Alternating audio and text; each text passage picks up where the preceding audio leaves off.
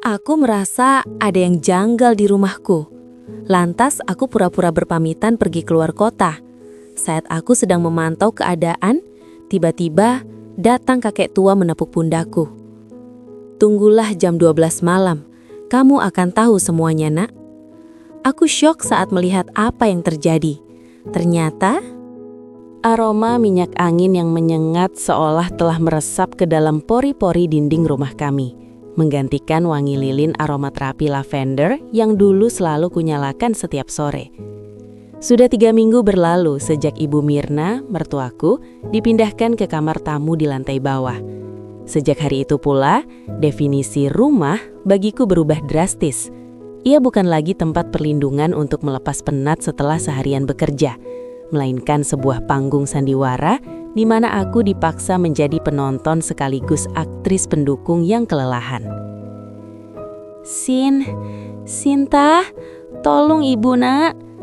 Suara rintihan itu terdengar lagi, lemah, parau, dan menyayat hati. Aku yang baru saja hendak menyendokkan nasi ke piringku sendiri, menghela napas panjang. Rasa lapar yang mendera perutku seketika hilang, berganti dengan rasa bersalah yang entah datang dari mana. "Iya, Bu, sebentar," jawabku, berusaha menjaga nada suaraku agar tetap lembut. Aku meletakkan piringku kembali dan bergegas menuju kamar tamu. Di sana, di atas ranjang dengan spray yang kusut, Ibu Mirna terbaring. Wajahnya pucat, atau setidaknya bedak tebal yang dipakainya membuatnya terlihat demikian, dan tangannya gemetar hebat saat mencoba meraih gelas air di nakas. "Sakit sekali, punggung Ibu rasanya mau patah," keluhnya saat aku membantunya duduk. Tubuhnya terasa berat, seolah seluruh tenaganya telah terkuras habis oleh penyakit misterius yang dokter pun kesulitan mendiagnosisnya secara spesifik selain faktor usia dan komplikasi saraf. "Ibu, minum dulu ya," ujarku sambil menyodorkan gelas dengan sedotan. Ibu Mirna minum dengan rakus, namun matanya, mata yang tajam dan berwarna coklat gelap itu, tidak lepas menatap aku. Ada sesuatu dalam tatapan itu yang selalu membuat bulu kudukku meremang. Bukan tatapan terima kasih, melainkan tatapan yang seolah sedang menilaiku, mencari celah, atau mungkin memastikan aku masih patuh. Rido, suamiku, masuk ke kamar beberapa saat kemudian. Wajahnya tampak kusut, kemeja kerjanya sudah keluar dari celana. Namun begitu melihat ibunya, raut wajahnya langsung berubah menjadi penuh kekhawatiran yang berlebihan. "Gimana Ibu hari ini? Masih sakit banget?" tanya Rido sambil berlutut di samping tempat tidur, memijat lembut kaki ibunya. "Sakit, Doh, sakit sekali. Untung ada istrimu, walau dia sepertinya capek mengurus orang tua bau tanah ini," jawab Ibu Mirna dengan suara bergetar, menyisipkan sindiran halus yang langsung menusuk ulu hatiku. Aku terkesiap. "Loh, Bu, Sinta nggak pernah merasa direpotkan kok. Sinta ikhlas," sanggahku cepat. Namun Rido sudah menoleh kepadaku dengan tatapan yang sulit diartikan. Ada lelah di matanya, tapi juga ada tuntutan. "Yang sabar ya, Sin. Ibu kan lagi sakit keras. Jangan cemberut gitu mukanya," tegur Rido pelan namun tajam. Padahal aku tidak cemberut. Aku hanya lelah. Lelah fisik, lelah mental. Namun aku menelan semua pembelaan diri itu. Malam itu berlalu seperti malam-malam sebelumnya. Aku sibuk bolak-balik dapur dan kamar Ibu Mirna, menyiapkan kompres, membuat bubur, sementara Rido duduk di sisi ibunya, membisikkan kata-kata penenang. Jam dinding menunjukkan pukul 2 pagi ketika aku terbangun karena rasa haus yang mencekik. Tenggorokanku kering kerontang. Di sampingku, sisi tempat tidur Rido sudah kosong. Spray di bagiannya sudah dingin, menandakan ia sudah bangun cukup lama. Aku turun dari tempat tidur dengan langkah gontai berusaha tidak menimbulkan suara agar tidak membangunkan siapapun. Rumah terasa begitu hening dan mencekam, hanya diterangi oleh lampu tidur temaram di lorong menuju dapur. Saat kakiku menapak di anak tangga terakhir, aku mendengar suara. Bukan rintihan, bukan batuk, dan bukan dengkuran. Itu suara bisikan. Arahnya dari kamar tamu, kamar tempat Ibu Mirna terbaring tak berdaya. Pintu kamar itu sedikit terbuka, menyisakan celah vertikal yang memuntahkan sedikit cahaya kuning ke lantai lorong yang gelap. Awalnya, aku berpikir Rido sedang menenangkan ibunya yang mungkin kesakitan lagi. Simpatiku muncul dan aku berniat masuk untuk membantu. Namun langkahku terhenti mendadak. Tanganku membeku di udara, urung mendorong pintu itu. "Kamu yakin dia nggak curiga, Rido?" Itu suara Ibu Mirna. Tapi nadanya berbeda, sangat berbeda. Tidak ada getaran lemah, tidak ada suara parau menahan sakit, dan tidak ada napas yang tersengal-sengal. Suara itu terdengar jernih, tegas, dan bertenaga. Itu adalah suara wanita sehat yang sedang berdiskusi serius, bukan wanita tua yang mengeluh punggungnya mau patah. Jantungku mulai berdetak kencang, memukul-mukul rongga dadaku dengan ritme yang menyakitkan. Aku menahan napas, merapatkan tubuhku ke dinding di samping pintu, berusaha menguping lebih jelas. "Ses, pelan-pelan, Bu. Sinta tidurnya nggak terlalu nyenyak." Suara Rido terdengar, nadanya cemas dan mendesak. "Dia nggak curiga kok. Dia itu polos, terlalu percaya sama aku. Yang penting ibu terus akting lemas kalau ada dia." Dunia seakan runtuh di sekelilingku. Kakiku lemas seketika. "Akting? Polos?" Kata-kata itu berputar di kepalaku seperti kaset rusak. Apa maksudnya? Sampai kapan kita begini? Ibu bosan harus pura-pura lumpuh seharian. Kapan kita bisa ambil? "Sabar, Bu," potong Rido cepat. Suaranya sedikit meninggi, namun tetap berbisik setengah mendesis. "Jangan sebut-sebut itu di sini. Tunggu waktunya tepat. Kalau Sinta tahu sekarang, semuanya bisa berantakan. Kita butuh akses itu, dan cuma lewat rumah ini kita bisa leluasa." Aku membekap mulutku sendiri agar tidak mengeluarkan suara pekikan. Air mata panas mulai menggenang di pelupuk mataku. Apa yang mereka bicarakan? Akses apa? Dan kenapa Ibu Mirna terdengar begitu jahat? Suara langkah kaki terdengar mendekat ke arah pintu. Panikku melanda diriku.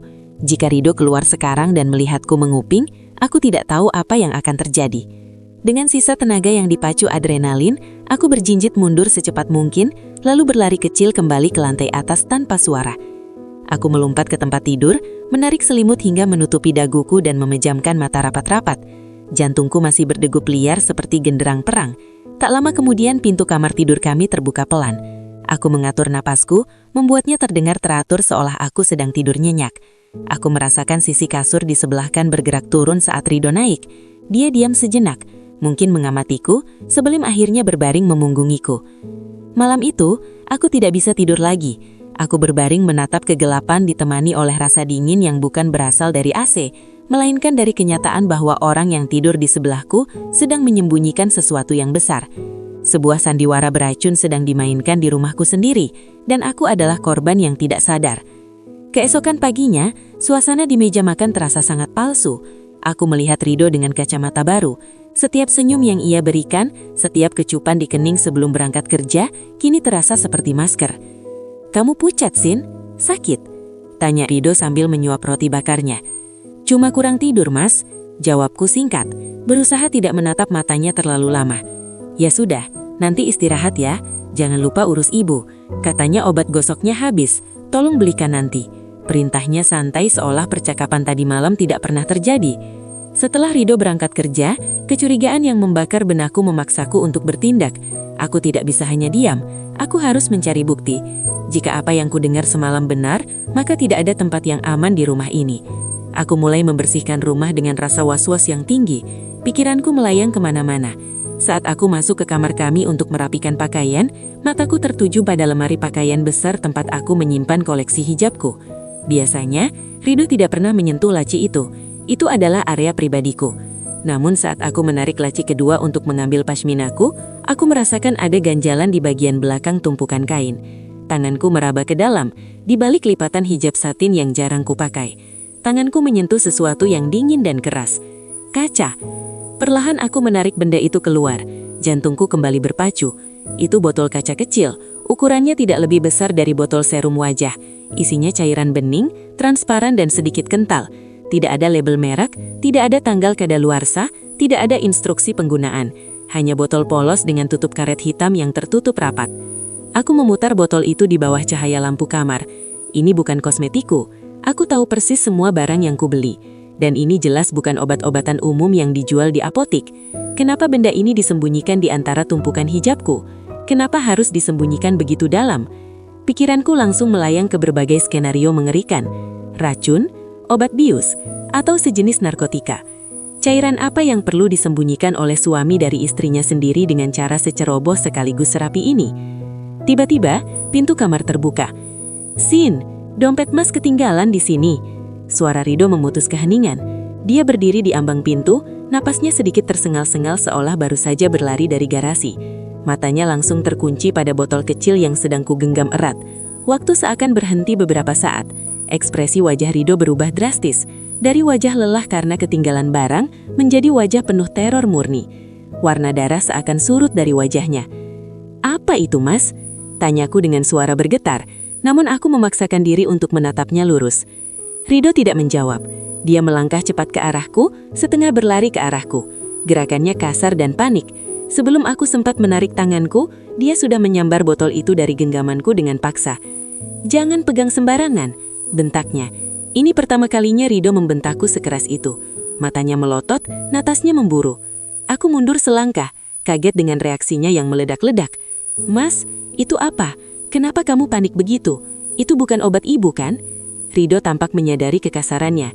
Dia menarik napas panjang, berusaha menenangkan diri, namun tangannya yang menggenggam botol itu gemetar. Dia menyembunyikan botol itu di balik punggungnya. "Ini cuma vitamin, Sin. Vitamin impor. Mahal sekali." Tanganku gemetar hebat saat mengelupas lapisan pelindung perekat di belakang kamera kotak seukuran dadu itu. Napasku tertahan di kerongkongan, menciptakan sensasi tercekik yang menyakitkan. Di lantai atas, suara gemericik air dari shower kamar mandi utama masih terdengar deras, tanda bahwa Rido masih sibuk membersihkan diri. Itu satu-satunya pelindungku saat ini. Jika air itu berhenti mengalir sebelum aku selesai, tamatlah riwayatku. Aku berjinjit di atas kursi makan, menyembunyikan mata lensa kecil itu di sela-sela tumpukan tanaman hias plastik di atas lemari bufet ruang tengah. Sudut ini sempurna. Dari sini, lensa itu bisa menyapu seluruh area ruang keluarga hingga ke pintu dapur. "Sinta, kamu di mana, sayang?" Suara Rido memecah konsentrasiku. Jantungku serasa melompat keluar dari rongga dada. Suara air sudah berhenti. Langkah kakinya terdengar berat menuruni tangga kayu, menimbulkan bunyi duk, duk, duk yang semakin mendekat seperti detak waktu bom yang akan meledak. Cepat-cepat aku melompat turun, menyambar kain lap yang sengaja kusiapkan sebagai alibi dan mulai menggosok permukaan meja makan dengan gerakan panik. "Di sini, Mas," jawabku, berusaha keras agar suaraku tidak terdengar bergetar. "Lagi bersih-bersih sedikit sebelum berangkat." Rido muncul di ambang pintu. Rambutnya masih basah dan handuk kecil tersampir di lehernya. Ia menatapku. Ada jeda beberapa detik yang terasa seperti selamanya. Tatapannya menyelusuri wajahku, lalu turun ke kain lap di tanganku, seolah mencari celah kebohongan. "Rajin banget," komentarnya sambil tersenyum tipis. Senyum yang dulu bagiku adalah matahari pagi, kini terlihat seperti seringai serigala yang menyembunyikan taring. "Padahal kamu mau pergi untuk istirahat, kan? Jangan capek-capek." Aku memaksakan senyum, meski rasanya otot wajahku kaku seperti ditarik kawat berduri. "Justru karena mau ditinggal 3 hari, aku gak mau rumah berantakan, Mas. Nanti kamu sama ibu gak nyaman." "Kamu ini selalu memikirkan orang lain." Rido mendekat lalu mencium keningku. Bau sabun min menguar dari tubuhnya. Aroma yang dulu menenangkan, kini membuat perutku mual. "Pergilah, healinglah sepuasmu di Bogor. Kamu butuh itu setelah semua drama penyakit ibu ini. Biar aku yang jaga benteng di sini." Kata-kata jaga benteng itu terdengar ironis. Ia bukan menjaga benteng. Ia adalah musuh dalam selimut yang sedang kugali lubang kuburnya. Setelah memasang 2 kamera lagi, satu di balik tumpukan majalah di ruang tamu, dan satu lagi tersembunyi di sela-sela bingkai foto di lorong menuju kamar Ibu Mirna, aku menyeret koper kecilku ke ruang depan. Di kamar bawah, Ibu Mirna terbaring lemah. Selimut tebal menutupi tubuhnya hingga leher, seolah ia kedinginan di tengah cuaca Jakarta yang sedang panas-panasnya. Wajahnya pucat, atau mungkin itu hanya bedak tabur yang terlalu tebal. Aku tidak tahu lagi mana yang nyata. Suara napasnya terdengar berat, ngik-ngik halus yang memancing rasa iba bagi siapapun yang tidak tahu kejanggalan malam-malam sebelumnya. "Sinta, pamit ya, Bu," ucapku lembut, berlutut di samping ranjangnya. Aku menyentuh tangannya, dingin, namun mataku menangkap sedikit ketegangan di urat lehernya. seolah ia sedang menahan napas atau menahan tawa, entahlah. Ibu Mirna membuka matanya perlahan, kelopaknya bergetar. "Hati-hati, Nduk, maafkan ibu ya, gara-gara ibu sakit kamu jadi stres dan harus pergi menenangkan diri begini." Suaranya parau, pecah di ujung kalimat, diakhiri dengan batuk kering yang terdengar dipaksakan. "Gak apa-apa, Bu, cuma 3 hari kok. Rido yang akan urus makan dan obat ibu," kataku, menatap lurus ke dalam bola matanya yang keruh. "Adakah rasa bersalah di sana?" "Tidak ada, hanya ada kilatan aneh yang cepat-cepat ia sembunyikan dengan memejamkan matanya lagi." "Pergilah," bisik Rido di belakangku. Tangannya meremas bahuku pelan. Aku antar sampai mobil. Prosesi perpisahan itu terasa seperti adegan sinetron murah.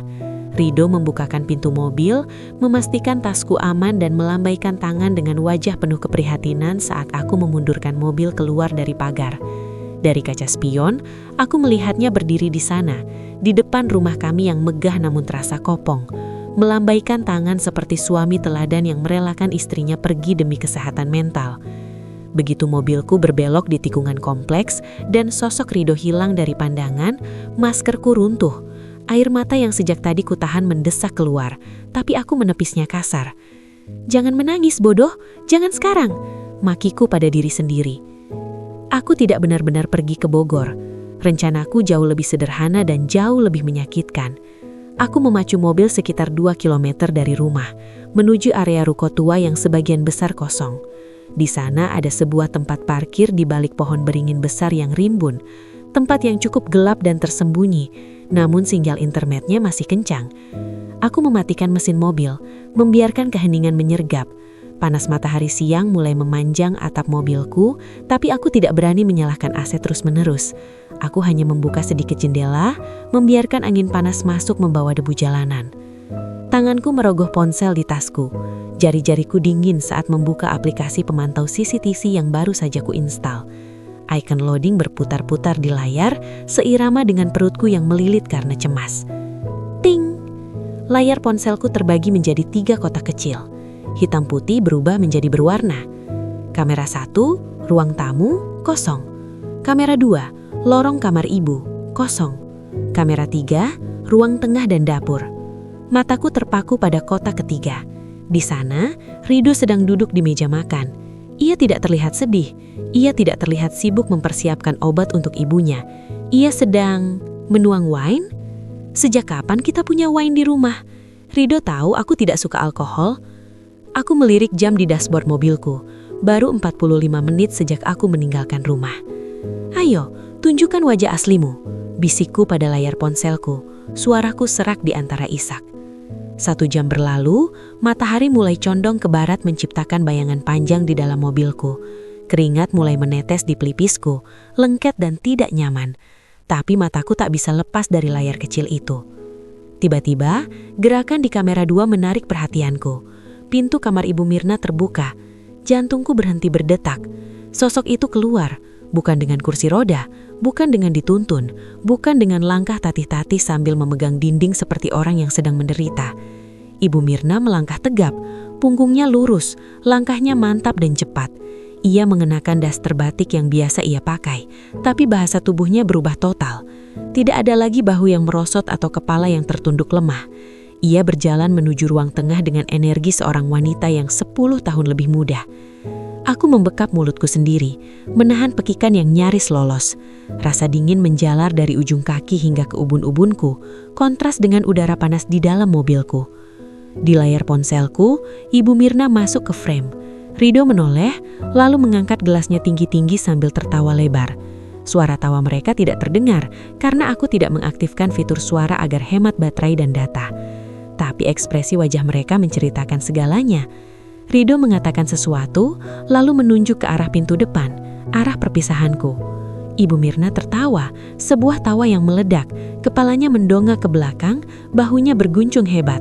Ia menepuk lengan Rido dengan akrab, jauh dari kesan ibu yang membutuhkan perawatan intensif. Lalu hal yang paling menghancurkan hatiku terjadi. Ibu Mirna berjalan ke arah kulkas. Ia membukanya, mengambil wadah berisi rendang sisa kemarin yang sengaja kusimpan di bagian paling dalam, karena katanya pencernaannya tidak kuat menerima makanan pedas dan santan. Ia mengambil piring, menyondok nasi dingin, dan menuangkan rendang itu dalam porsi besar. Tanpa dipanaskan, tanpa ragu, ia duduk di hadapan Rido, mengangkat satu kakinya ke atas kursi, posisi makan warteg yang sangat tidak elegan dan tidak pernah ia tunjukkan di depanku. Lalu mulai makan dengan lahap, mulutnya penuh, mengunyah dengan agresif.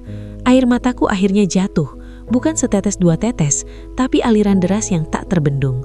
Aku melihat wanita yang selama 2 bulan ini kusuapi bubur hambar, wanita yang kupijat kakinya setiap malam karena ia mengeluh kram, wanita yang kubersihkan muntahannya, yang sekarang aku curigai hanya akting belaka saja. Ia sedang melahap rendang pedas itu seolah sedang merayakan kemerdekaan. Mereka merayakan kepergianku. Kurang ajar, desisku. Suaraku bergetar hebat di antara isak tangis. Kalian berdua, iblis! Aku menyalakan fitur audio pada kamera. Suara kresek-kresek statis terdengar sejenak sebelum suara mereka memenuhi kabin mobilku yang sempit. Akhirnya pergi juga si bodoh itu. Suara Ibu Mirna terdengar jelas, tajam dan cempreng, tanpa sedikit pun nada serak yang selama ini ia pamerkan. Ibu sudah pegal setengah mati akting lemas terus doh. Punggung ibu rasanya mau patah tidur melulu. Sabar Bu, sahut Rido. Suaranya terdengar santai, nada yang biasa ia gunakan saat bergosip dengan teman-temannya di telepon. 3 hari ini kita bebas, kita harus manfaatkan waktu ini buat bongkar semuanya sebelum dia balik. Kamu yakin dia nggak bakal balik mendadak, Bu? Tanya Ibu Mirna sambil mengunyah daging. Yakin, Bu. Sinta itu polos, terlalu percaya sama aku. Dia pasti sekarang lagi nangis di hotel di Bogor, merasa bersalah ninggalin mertuanya yang sakit keras. Gampang dikibulin. Kata-kata itu menghantamku lebih keras daripada tamparan fisik. Gampang dikibulin. Suamiku, pria yang berjanji di hadapan Tuhan untuk melindungiku, kini menertawakan ketulusanku bersama ibunya. Rasa cintaku berubah menjadi abu dalam hitungan detik, digantikan oleh bara amarah yang menyala terang. Baguslah, kata Ibu Mirna menjilat jarinya. Malam ini orang-orang itu datang jam berapa? Tengah malam sesuai rencana. Pak Karta sudah di... Air mata di pipiku sudah mengering, menyisakan rasa lengket yang tidak nyaman, namun panas di dadaku justru semakin membara. Aku masih duduk terpaku di balik kemudi mobilku yang terparkir di bawah bayang-bayang pohon besar, sekitar 200 meter dari gerbang rumahku sendiri.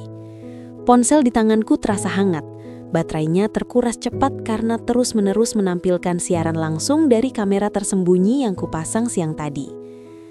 Layar kecil itu menjadi saksi bisu kehancuran duniaku. Baru saja, beberapa menit yang lalu aku melihat Ibu Mirna, wanita yang mengaku tidak bisa berjalan dan sakit keras, berdansa kecil di ruang tengah sambil tertawa lebar, menepuk bahu Rido, suamiku.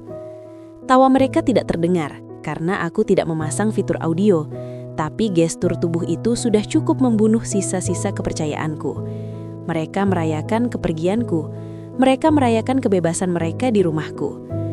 Brengsek, desisku pelan, mencengkeram setir mobil hingga buku-buku jariku memutih. Kalian semua pembohong ulung. Malam semakin larut. Angin berhembus kencang menggoyangkan dahan pohon di atas mobil, menciptakan suara gesekan yang menyeramkan. Jam di dashboard menunjukkan pukul 23.15. Aku berniat menyalakan mesin dan melabrak mereka saat itu juga. Persetan dengan rencana 3 hari, aku ingin melihat wajah pucat mereka saat aku mendobrak pintu dan memergoki sandiwara memuakan itu. Namun sebelum tanganku sempat memutar kunci kontak, sebuah ketukan keras di kaca jendela samping mengejutkanku setengah mati. Tok, tok, tok. Jantungku melompat ke tenggorokan. Aku menoleh patah-patah, takut jika itu adalah perampok atau preman kampung. Namun di balik kaca yang gelap, samar-samar aku melihat wajah keriput yang familiar, diterangi oleh cahaya lampu jalan yang remang-remang. Topi lusuh, jaket kusam yang kebesaran, dan tatapan mata yang tajam namun teduh.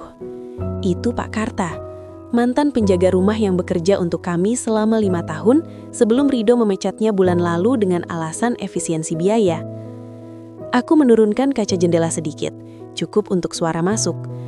Pak Karta, Bapak bikin saya kaget setengah mati. Sedang apa Bapak di sini tengah malam begini? Pak Karta menempelkan jari telunjuknya ke bibir, memberi isyarat agar aku mengecilkan suara. Ia menoleh ke kiri dan ke kanan dengan waspada, seolah memastikan tidak ada mata lain yang mengawasi kami. Neng Sinta, suaranya parau, berbisik mendesak. Matikan mesinnya, jangan pulang dulu. "Jangan masuk ke sana sekarang." Dahiku berkerut. "Kenapa, Pak? Bapak tahu apa yang terjadi di dalam sana? Saya baru saja melihat Ibu Mirna. Dia sehat, Pak. Dia menipu saya." Pak Karta mengangguk pelan. Wajahnya tampak prihatin namun tidak terkejut. "Saya sudah menduganya, Neng. Sejak Ibu Mirna datang, hawa rumah itu berubah. Bukan hawa penyakit, tapi hawa keserakahan." Aku menatap pria tua itu mencari kepastian. "Bapak tahu sesuatu?" Pak Karta menghela nafas panjang, uap putih keluar dari mulutnya di udara malam yang dingin. Ia mendekatkan wajahnya ke celah jendela. "Neng Sinta ingat alasan Mas Rido memecat saya. Katanya tidak ada uang, tapi seminggu sebelum saya pergi, saya dengar pembicaraan Ibu Mirna di telepon. Dia bicara soal warisan yang bukan hak mereka. Dia bicara soal waktu yang tepat untuk mengambilnya." "Warisan?" tanyaku bingung. "Rumah itu warisan dari orang tua saya, Pak. Rido tidak punya hak waris apapun di sana, selain sebagai suami saya." "Bukan warisan Neng Sinta, tapi sesuatu yang ada di dalam rumah itu. Rumah itu tua, Neng. Dibangun zaman Belanda. Sebelum orang tua Neng membelinya, pemilik aslinya menyimpan banyak rahasia. Saya pernah melihat Mas Rido dan ibunya memegang peta tua di halaman belakang saat Neng sedang kerja. Mereka bukan merawat Ibu Mirna yang sakit, Neng. Mereka sedang menggali." Dingin merambat di punggungku. Bukan karena AC mobil, tapi karena ngeri yang menjalar. Jadi ini bukan sekedar tentang ibu mertua yang manipulatif, ini tentang harta. "Tunggu di sini, Neng," lanjut Pak Karta. Matanya menatap tajam ke arah rumahku di kejauhan. "Sebentar lagi tengah malam, Bapak dengar mereka akan mendatangkan ahli malam ini. Kalau Neng masuk sekarang, Neng bisa celaka. Mereka tidak main-main." Setelah mengatakan itu, Pak Karta mundur dan menghilang ke dalam kegelapan semak-semak di seberang jalan, meninggalkanku sendirian dengan ribuan pertanyaan yang berputar di kepala. Aku kembali menatap layar ponsel. Di sana, Rido dan Ibu Mirna tampak gelisah. Mereka tidak lagi bertawa, mereka mondar-mandir di ruang tamu, sesekali melihat jam dinding. Apa yang mereka tunggu? Tepat pukul 00, sebuah van hitam meluncur pelan melewati mobilku. Mobil itu tidak menyalakan lampu utamanya, hanya lampu kota yang redup. Kaca-kacanya gelap pekat. Mobil itu berhenti tepat di depan gerbang rumahku. Jantungku berdegup kencang. Rido keluar dari rumah, aku melihatnya di layar ponsel lalu melihat sosok aslinya di kejauhan membuka gerbang dengan tergesa-gesa. Van itu masuk dan gerbang kembali ditutup rapat. Aku memicingkan mata, memfokuskan pandanganku ke layar ponsel. Dari van hitam itu, turun dua orang pria berbadan tegap mengenakan setelan jas hitam rapi. Mereka membawa koper-koper melintang besar. Ini tidak terlihat seperti kunjungan dokter, ini terlihat seperti transaksi mafia. Ibu Mirna, wanita yang seharusnya terbaring lemah, menyambut mereka di teras dengan postur tegak persempurna. Ia menyalami kedua pria itu dengan percaya diri, lalu memberi isyarat agar mereka masuk. "Apa yang kalian lakukan di rumahku?" bisikku gemetar. Kamera CCTV di ruang tangan mengkaptur mereka masuk, tapi mereka tidak duduk di sofa. Mereka berjalan lurus melewati ruang tengah, menuju lorong yang mengarah ke perpustakaan tua peninggalan ayahku. Aku segera memindahkan tampilan di ponsel ke kamera 3 yang kuletakkan di atas lemari buku di perpustakaan. Gambar di layar sedikit bergoyang sebelum fokus. Perpustakaan itu remang-remang, hanya diterangi lampu meja. Rido, Ibu Mirna dan dua pria asing itu berdiri menghadap rak buku besar dari kayu jati yang berisi koleksi ensiklopedia tua. Salah satu pria berjas itu membuka kopernya, mengeluarkan sebuah alat pemindai. Ia menempelkannya ke sisi rak buku. Rido tampak gugup. Ia terus mengusap wajahnya, sementara Ibu Mirna berdiri tak sabar dengan tangan bersedekap. Tiba-tiba, pria berjas itu menekan satu buku tebal berwarna merah marun, buku yang selama ini kupikir hanya pajangan, karena tidak bisa ditarik keluar. Klik! Meskipun tanpa suara, aku bisa membayangkan bunyi mekanisme itu. Di layar ponselku, aku menyaksikan sesuatu yang membuat nafas tercekak. Rak buku raksasa dari kayu jati itu bergeser perlahan ke samping mengungkapkan lorong gelap di baliknya. Sebuah pintu besi kuno dengan roda pemutar terlihat jelas. Aku menutup mulut dengan tangan. 5 tahun aku tinggal di rumah itu. Seumur hidup aku mengenal rumah ini sebagai milik orang tuaku. Aku tidak pernah tahu ada ruang sahasia di balik perpustakaan. Jadi ini yang kalian cari, gumamku. Rasa takut mulai bercampur dengan adrenalin. Mereka mulai mengerubungi pintu besi itu. Salah satu pria berjas mengeluarkan stetoskop dan menempelkannya ke pintu brankas raksasa, sementara tangannya memutar roda kombinasi dengan hati-hati. Rido memegang senter menyorot angka-angka di roda putar. Wajahnya berkeringat penuh ketegangan. Ibu Mirna tampak seperti hiena yang siap menerkam bangkai, matanya berkilat-kilat penuh nafsu. Aku terus merekam layar ponselku memastikan aku punya bukti atas kegilaan ini. Aku tidak tahu isinya, tapi jelas ini ilegal. Mereka membongkar rumahku tanpa izin. Namun sebelum pintu brankas itu mengeluarkan getaran seolah akan terbuka, layar ponselku mendadak mati. No signal. Sial, umpatku, mengetuk-ngetuk layar. Ayo nyala lagi, jangan sekarang. Aku melihat ke arah rumahku di kejauhan. Gelap gulita, seluruh lampu di rumah itu mati total. Bukan hanya di dalam, tapi juga lampu taman dan lampu teras. Listrik padam. CCTV-ku yang bergantung pada koneksi Wi-Fi rumahku ikut mati seketika. Aku buta. Aku tidak bisa melihat apa yang terjadi di dalam sana. Rasa panik mulai menjalari tubuhku. Apa mereka sengaja mematikan listrik untuk keamanan saat membuka brankas atau ada korsleting? Apa yang harus aku lakukan? Masuk sekarang sama saja bunuh diri, apalagi ada 2 pria asing di sana. Tapi diam di sini membuatku gila karena rasa penasaran. Aku menunggu. 1 jam, 2 jam. Van hitam itu akhirnya keluar dari gerbang rumahku sekitar pukul 3 pagi. Tanpa lampu, tanpa suara berisik, melenjapkan diri ke dalam kegelapan malam. Rido menutup gerbang kembali, lalu lampu rumah menyala satu persatu. Listrik sudah kembali, tapi aku tidak berani mengecek CCTV lagi, takut notifikasinya memicu kecurigaan jika mereka sedang mengecek jaringan internet. Aku harus pulang, aku harus masuk ke sana dan melihat sendiri apa yang terjadi, namun dengan cara yang cerdik. Aku tidak boleh terlihat tahu segalanya. Aku menyalakan mobilku, membiarkannya menderu pelan seolah aku baru saja tiba dari perjalanan jauh. Aku memutar mobil, lalu melaju perlahan menuju gerbang rumah. Waktu menunjukkan pukul 4.30 pagi. Langit mulai menyiratkan warna abu-abu tipis di ufuk timur. Subuh akan segera tiba. Aku membuka gerbang dengan remote, sengaja membiarkan suara pagar besi itu berdecit nyering untuk membangunkan atau memperingatkan siapapun di dalam. Aku parkir mobil dengan asal, lalu menyeret koperku keluar. Aku menarik napas panjang, memasang masker terbaikku, masker istri yang lelah, dikecewakan karena perjalanan bisnisnya batal dan merindukan rumah. Bismillah, bisikku, lalu memutar kunci pintu depan. Rumah itu hinging, namun ada bau yang berbeda di udara. Bau keringat, bau debu tua yang terusik dan samar-samar ada bau oli pelumas. Rido, panggilku dengan suara serak yang kusengaja. Mas, langkah kaki tergesa-gesa terdengar dari arah ruang makan. Rido muncul dengan wajah pucat pasi. Ia masih mengenakan pakaian yang sama dengan yang kulihat di CCTV tadi, kemeja yang kini kusut dan basah di ketiaknya. Sinta, sayang, kamu bukannya di Bandung? Suaranya pecah karena kaget. Aku jatuhkan tas tanganku ke sofa, berakting lemas. Mobilku mogok di jalan tol, Mas. Dereknya lama sekali. Aku stres, capek.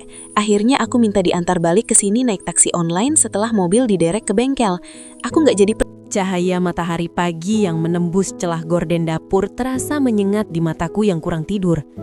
Namun, rasa kantuk itu telah lama lenyap, digantikan oleh adrenalin dingin yang mengalir deras di pembuluh darahku. Aku mengaduk cangkir teh di tanganku. Denting sendok beradu dengan porselen, terdengar seperti lonceng perang di telingaku yang terlalu peka. Rencana ini gila. Mungkin lebih gila daripada memanjat pagar rumah sendiri di tengah malam. Tapi setelah apa yang kusaksikan semalam, van hitam, pria-pria berjas, dan seringai Ibu Mirna yang sehat walafiat, aku tidak punya pilihan lain. Aku harus mendapatkan kunci itu. Aku menarik nafas panjang, mengatur ekspresi wajahku menjadi topeng kekhawatiran seorang menantu yang berbakti. Di nampan, segelas teh manis panas mengepul. Asapnya menari-nari, seolah mengejek kenaifanku selama ini. Aku melangkah menuju kamar tamu, tempat di mana drama penyakit keras Ibu Mirna dipentaskan setiap hari. Pintu kamar sedikit terbuka. Dari celah itu, aku bisa melihatnya sedang duduk bersandar di tumbukan bantal. Jari-jarinya sibuk memelintir sebuah kalung perak dengan liontin berbentuk aneh yang semalam sekilas kulihat. Liontin itu tampak kuno, dengan ukiran rumit yang tidak lazim untuk perhiasan modern. "Selamat pagi, Bu." Sapaku lembut mendorong pintu. Ibu Mirna tersentak. Dengan gerakan refleks yang terlalu cepat untuk orang yang katanya sakit parah, ia menyembunyikan kalung itu ke balik dastar batiknya. Wajahnya berubah drastis, dari segar bugar menjadi layu dalam hitungan detik. Ia mulai batuk-batuk kecil, sebuah akting yang kini terasa menjijikkan di mataku. "Oh, Sinta, pagi nak." Ibu haus sekali," lirihnya dengan suara parau yang dibuat-buat. "Ini tehnya, Bu, masih panas, biar Sinta bantu," ujarku sambil mendekat. Mataku tajam mengunci posisi di mana ia menyembunyikan kalung itu, di dadanya, tepat di balik lapisan tipis kain daster. Aku duduk di tepi ranjang, menyodorkan cangkir itu. Saat tangan keriputnya terulur, aku sengaja membiarkan tanganku gemetar. Aduh, pekiku. Prang! Cangkir itu miring menumpahkan cairan coklat panas tepat ke dada dan pangkuan Ibu Mirna. "Ar, panas!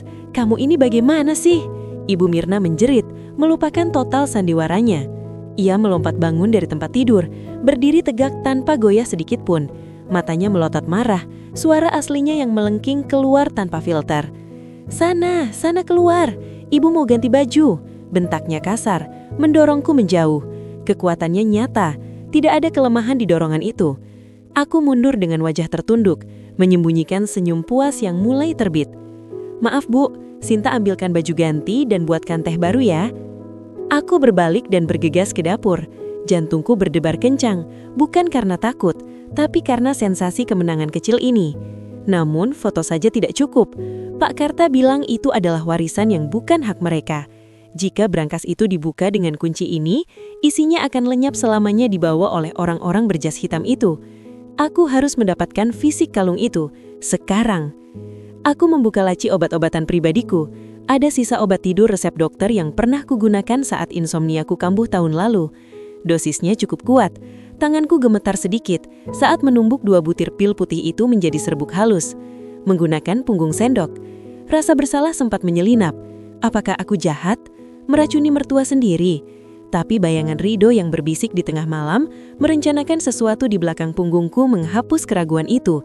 Mereka tidak segan menghancurkan hidupku. Aku hanya mempertahankan apa yang menjadi hak kebenaran di rumah ini. Serbuk putih itu larut sempurna dalam teh manis yang baru. Warnanya tidak berubah, aromanya tetap wangi melati. Aku kembali ke kamar Ibu Mirna. Ia sudah berganti pakaian, duduk dengan wajah masam. "Ini teh barunya, Bu, sebagai permintaan maaf. Sinta kasih madu sedikit biar ibu lebih tenang," kataku semanis mungkin. Ibu Mirna menatapku curiga sejenak, tapi arogansinya membuat lengah. Ia pikir aku hanyalah Sinta yang bodoh dan penurut. Ia menyambar cangkir itu dan meneguknya rakus, mungkin untuk menenangkan emosi yang tadi meledak. "Ya sudah, sana, ibu mau istirahat lagi. Kepala ibu pusing gara-gara kamu," usirnya. "Baik Bu, istirahat yang nyenyak ya." "Sangat nyenyak," aku tambahkan dalam hati. Aku menunggu di ruang tengah. Jam dinding berdetak lamdat, seolah mengejek ketidaksabaranku. 10 menit, 20 menit, 30 menit. Rumah ini sunyi, terlalu sunyi. Rido sedang di garasi, mungkin menelpon komplotannya atau sekedar merokok untuk meredakan sarafnya. Ini kesempatanku. Aku melangkah kembali ke kamar itu tanpa suara. Aku pulas gagang pintu perlahan, terbuka. Di dalam, Ibu Mirna tertidur pulas. Dengkurannya halus namun teratur. Efek obat itu bekerja sempurna. Aku melangkah mendekati ranjang seperti pencuri di rumahku sendiri. Bau minyak angin dan aroma tua menguar dari tubuhnya. Mataku tertuju pada lehernya. Kalung itu ada di sana, berkilau redup dalam keremangan kamar. Tanganku terulur, ujung jariku menyentuh leher kulitnya yang dingin dan lembab. Ia bergerak sedikit, bergumam dalam tidur. Aku membeku, menahan nafas hingga paru-paruku terasa sakit. Setelah ia kembali tenang, aku melanjutkan misiku. Jemariku meraba pengait di belakang lehernya. Pengait kuno, agak keras. Klik, terbuka. Perlahan ku tarik kalung itu. Rasanya berat di tanganku. Dingin logam itu menjalar ke kulitku, memberitahuku bahwa ini bukan sekedar perhiasan, tapi kunci menuju kehancuran atau kebebasan. Aku memasukkan kalung itu ke saku celana jeansku, lalu berbalik hendak keluar. Namun saat aku membuka pintu kamar dan melangkah ke lorong yang remang-remang, sebuah bayangan tinggi menghalangi jalanku. Rido. Ia berdiri di sana, bersandar di dinding dengan tangan bersedekap. Wajahnya tertutup bayangan, tapi aku bisa merasakan tatapannya yang tajam dan menyelidiki. Atmosfer di lorong itu seketika berubah menjadi medan perang yang sunyi. "Dari mana kamu, Sin?" Suaranya rendah namun ada getaran ancaman di sana. "Mengecek ibu, dia tertidur," jawabku datar, berusaha melewatinya. Tangan Rido cepat mencengkeram lengan atasku. Cengkramannya kuat, menyakitkan. Jangan bohong, aku dengar suara cangkir pecah tadi. Aku lihat kamu keluar masuk dengan wajah pucat. Apa yang kamu lakukan di dalam? Aku menatap tangan suamiku di lenganku, lalu beralih ke matanya. Rasa takutku menguap, digantikan dengan gelombang kemarahan yang selama ini kutahan. Lepaskan, Mas, desisku. Apa yang kamu ambil? Rido tidak melepaskan, malah menarikku lebih dekat. Matanya melirik saku celanaku yang sedikit menggembung. Berikan padaku. Keheningan menggantung sesaat di antara kita. Hanya ada suara nafas kita yang berburu. Kamu mau ini? Aku merogoh saku celana, mengeluarkan kalung itu dan membiarkannya menggantung di depan wajah Rido. Kilat logam itu memantul di matanya yang membelalak. Sinta, kembalikan. Itu milik ibu. Rido berusaha meraihnya, tapi aku mundur selangkah, menepis tangannya. Milik ibu? Tawaku pecah. Tawa yang kering dan hampa. Sejak kapan, Mas? Sejak dia pura-pura sekarat atau sejak kalian berdua merencanakan perampokan di rumahku sendiri dengan bantuan orang-orang berjas hitam di perpustakaan tua itu? Wajah Rido pacat pasi, bibirnya terbuka, tapi tidak ada suara yang keluar. Rahasianya, topeng tempurnanya hancur berkeping-keping di lantai lorong ini. Aku tahu semuanya, Rido. Suaraku meninggi memantul di wanding-wanding rumah ini yang menjadi saksi bisu pengkhianatan mereka. Rido mundur menyandarkan punggungnya ke dinding, seolah kakinya tak lagi mampu menopang berat tubuhnya. Wajahnya yang biasanya cantik dan penuh wibawa, kini tampak menyedihkan, penuh keringat dingin. Sinta, dengarkan aku dulu, ini tidak seperti yang kamu pikirkan. Suaranya bergetar, mencoba memelas. Tidak seperti yang kufikirkan? Apalagi, Mas? Apalagi kebohongan yang mau kusuapkan padaku? Air mataku mulai menggenang, bukan karena sedih, tapi karena amarah yang meluap. Kamu suamiku, Mas. Aku percaya padamu. Aku melayanimu, merawat ibumu yang katanya sakit. Dan ternyata kalian berdua menganggapku apa? Orang asing di rumahku sendiri. Rido merosot berlutut di depanku. Ia memegang kedua tanganku. Tapi aku tidak merasakan kehangatan lagi di sana. Hanya rasa jijik. Kami bangkrut, Sin. Kami hancur. Rido mulai menangis. Sebuah pemandangan yang menyedihkan. Hutang ibu, rentenir itu akan membunuh kami kalau tidak bayar bulan ini. Jumlahnya miliaran, Sin. Toko, aset, semuanya sudah habis. Ibu Mirna punya masa lalu tegap dengan perjudian. Dan aku anak bodoh yang mencoba menutupi semuanya. Pengakuan itu keluar seperti muntahan. Bangkrut, judi, rentenir. Jadi itu alasannya. Bukan karena cinta, bukan karena keluarga, karena uang. Jadi rumah ini, brankas peninggalan kakekku, itu solusi kalian? Tanyaku dingin. Rido mengangguk panik. Ayahmu dulu pernah cerita soal brankas itu ke ibu sebelum dia meninggal. Ibu ingat, katanya isinya emas batangan dari zaman kolonial, cukup untuk melunasi semuanya dan memulai hidup baru. Aku menatapnya dengan pandangan kosong. Dan kalian pikir kalian berhak mengambilnya? Tiba-tiba ekspresi Rido berubah. Kesedihan di wajahnya berganti menjadi sesuatu yang lebih gelap, lebih putus asa, dan jauh lebih licik. Ia berdiri perlahan, menghapus air matanya dan menatapku dengan intensitas yang membuat bulu kudaku merimarang. Sinta, bisiknya dengan suara rendah yang berbisa-bisa balus. Pikirkan baik-baik, kita suami istri. Harta itu ada di rumah kita. Kenapa harus orang lain yang menikmatinya? Aku mengerutkan dahi. Apa maksudmu? Rido melangkah maju, memangkas jarak di antara kita. Ia tidak lagi memohon, ia sedang bernegosiasi.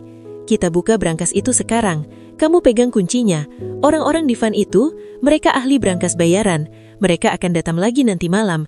Tapi kita bisa mendahului mereka. Kita ambil isinya. Ia meletakkan tangannya di bahuku, meremasnya pelan. Kita tinggalkan ibu, Sin, ucapnya tanpa kedipan mata. Nafasku tersekat. Dunia seakan berhenti berputar. Apa? Ibu? Dia biang keladinya. Dia yang bikin kita susah. Kalau kita dapat emas itu, langkah kaki kami menggema di lorong sempit menuju ruang bawah tanah. Sebuah irama kematian bagi pernikahan yang pernah kubanggakan.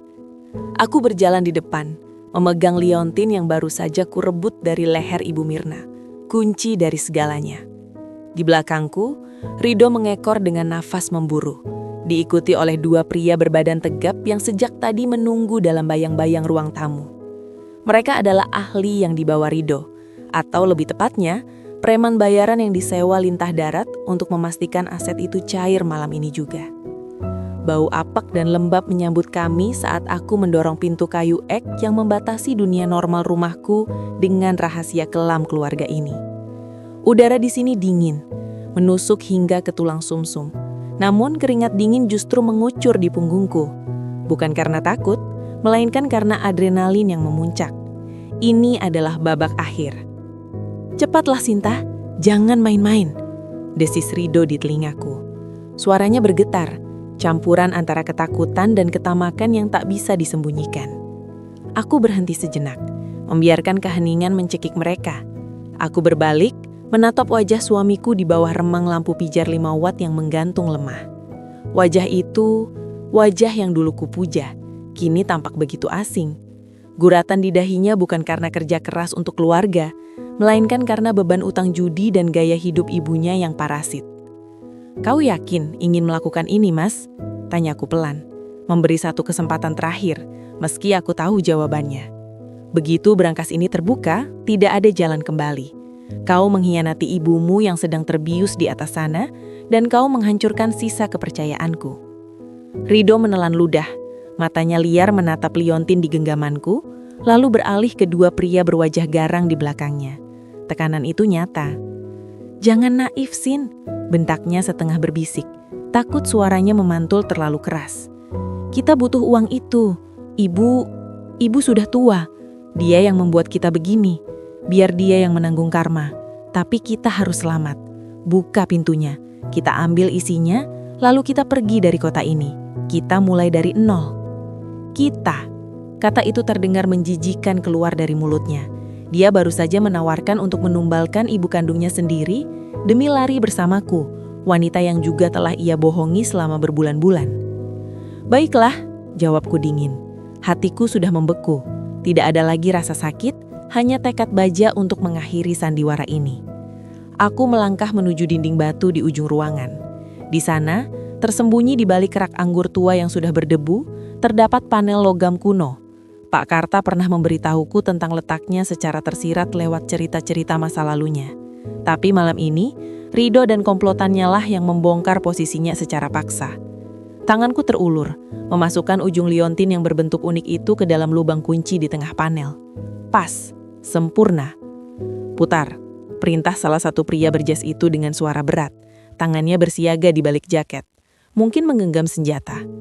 Aku memutar liontin itu.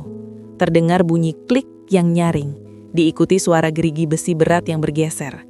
Klak, klak, boom. Mekanisme kuno itu bekerja dengan presisi yang mengerikan. Pintu berangkas yang tersembunyi di dinding perlahan mengayun terbuka, mengeluarkan aroma besi tua dan debu yang terperangkap puluhan tahun. Rido langsung menyerobot maju, mendorong bahuku hingga aku terhuyung ke samping. Ketamakannya mengambil alih akal sehatnya. "Ini dia, ini jalan keluar kita," gumamnya seperti orang gila. Kedua preman itu ikut maju, menyalakan senter mereka, siap menjarah tumpukan emas batangan atau sertifikat tanah bernilai miliaran yang selama ini digadang-gadang oleh Ibu Mirna dalam igawannya. Cahaya senter menyapu bagian dalam berangkas yang cukup luas itu. Hening, tidak ada kilauan emas, tidak ada tumpukan uang, tidak ada dokumen berharga. Rido mematung, bahunya merosot turun.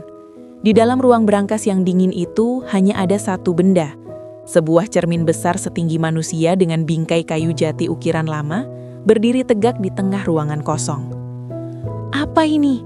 Suara Rido pecah, melengking tinggi. Dia melangkah masuk, meraba dinding-dinding berangkas, mencari panel rahasia lain. "Di mana isinya? Mana uangnya? Sinta, di mana kau sembunyikan?" Dia berbalik menatap wajahku dengan mata merah menyala. Kedua preman itu juga menatapku dengan tatapan membunuh, merasa waktu mereka terbuang percuma. Aku berdiri bersandar di pintu masuk, melipat tangan di dada. Senyum tipis tersungging di bibirku. Bukan senyum kemenangan, tapi senyum getir atas ironi kehidupan. "Baiklah," jawabku dingin. Hatiku sudah membeku. Tidak ada lagi rasa sakit, hanya tekad baja untuk mengakhiri sandiwara ini. Aku melangkah menuju dinding batu di ujung ruangan. Di sana, tersembunyi di balik rak anggur tua yang sudah berdebu, terdapat panel logam kuno. Pak Karta pernah memberitahuku tentang letaknya secara tersirat lewat cerita-cerita masa lalunya. Tapi malam ini, Rido dan komplotannya lah yang membongkar posisinya secara paksa. Tanganku terulur, memasukkan ujung liontin yang berbentuk unik itu ke dalam lubang kunci di tengah panel. Pas, sempurna. "Putar," perintah salah satu pria berjas itu dengan suara berat. Tangannya bersiaga di balik jaket, mungkin menggenggam senjata. Aku memutar liontin itu. Terdengar bunyi klik yang nyaring, diikuti suara gerigi besi berat yang bergeser. Klak, klak, boom. Mekanisme kuno itu bekerja dengan presisi yang mengerikan. Pintu brankas yang tersembunyi di dinding perlahan mengayun terbuka, mengeluarkan aroma besi tua dan debu yang terperangkap puluhan tahun. Rido langsung menyerobot maju, mendorong bahuku hingga aku terhuyung ke samping. Ketamakannya mengambil alih akal sehatnya. "Ini dia, ini jalan keluar kita," gumamnya seperti orang gila. Kedua preman itu ikut maju, menyalakan senter mereka, siap menjarah tumpukan emas batangan atau sertifikat tanah bernilai miliaran yang selama ini digadang-gadang oleh Ibu Mirna dalam igawannya. Cahaya senter menyapu bagian dalam brankas yang cukup luas itu. Hening, tidak ada kilauan emas, tidak ada tumpukan uang, tidak ada dokumen berharga. Rido mematung, bahunya merosot turun. Di dalam ruang brankas yang dingin itu hanya ada satu benda, sebuah cermin besar setinggi manusia dengan bingkai kayu jati ukiran lama, berdiri tegak di tengah ruangan kosong. "Apa ini?" Suara Rido pecah, melengking tinggi. Dia melangkah masuk, meraba dinding-dinding brankas, mencari panel rahasia lain. "Di mana isinya? Mana uangnya? Sinta, di mana kau sembunyikan?" Dia berbalik menatap wajahku dengan mata merah menyala. Kedua preman itu juga menatapku dengan tatapan membunuh, merasa waktu mereka terbuang percuma. Aku berdiri bersandar di pintu masuk, melipat tangan di dada. Senyum tipis tersungging di bibirku. Bukan senyum kemenangan, tapi senyum getir atas ironi kehidupan. "Baiklah," jawabku dingin. Hatiku sudah membeku. Tidak ada lagi rasa sakit, hanya tekad baja untuk mengakhiri sandiwara ini. Aku melangkah menuju dinding batu di ujung ruangan. Di sana, tersembunyi di balik rak anggur tua yang sudah berdebu, terdapat panel logam kuno. Pak Karta pernah memberitahuku tentang letaknya secara tersirat lewat cerita-cerita masa lalunya. Tapi malam ini, Rido dan komplotannya lah yang membongkar posisinya secara paksa. Tanganku terulur, memasukkan ujung liontin yang berbentuk unik itu ke dalam lubang kunci di tengah panel. Pas, sempurna. "Putar," perintah salah satu pria berjas itu dengan suara berat. Tangannya bersiaga di balik jaket, mungkin menggenggam senjata. Aku memutar liontin itu. Terdengar bunyi klik yang nyaring, diikuti suara gerigi besi berat yang bergeser. Klak, klak, boom. Mekanisme kuno itu bekerja dengan presisi yang mengerikan. Pintu brankas yang tersembunyi di dinding perlahan mengayun terbuka, mengeluarkan aroma besi tua dan debu yang terperangkap puluhan tahun. Rido langsung menyerobot maju, mendorong bahuku hingga aku terhuyung ke samping. Ketamakannya mengambil alih akal sehatnya. "Ini dia, ini jalan keluar kita," gumamnya seperti orang gila. Kedua preman itu ikut maju, menyalakan senter mereka, siap menjarah tumpukan emas batangan atau sertifikat tanah bernilai miliaran yang selama ini digadang-gadang oleh Ibu Mirna dalam igawannya. Cahaya senter menyapu bagian dalam brankas yang cukup luas itu. Hening, tidak ada kilauan emas, tidak ada tumpukan uang, tidak ada dokumen berharga. Rido mematung, bahunya merosot turun. Di dalam ruang brankas yang dingin itu hanya ada satu benda, sebuah cermin besar setinggi manusia dengan bingkai kayu jati ukiran lama, berdiri tegak di tengah ruangan kosong. "Apa ini?" Suara Rido pecah, melengking tinggi. Dia melangkah masuk, meraba dinding-dinding brankas, mencari panel rahasia lain. "Di mana isinya? Mana uangnya? Sinta, di mana kau sembunyikan?" Dia berbalik menatap wajahku dengan mata merah menyala.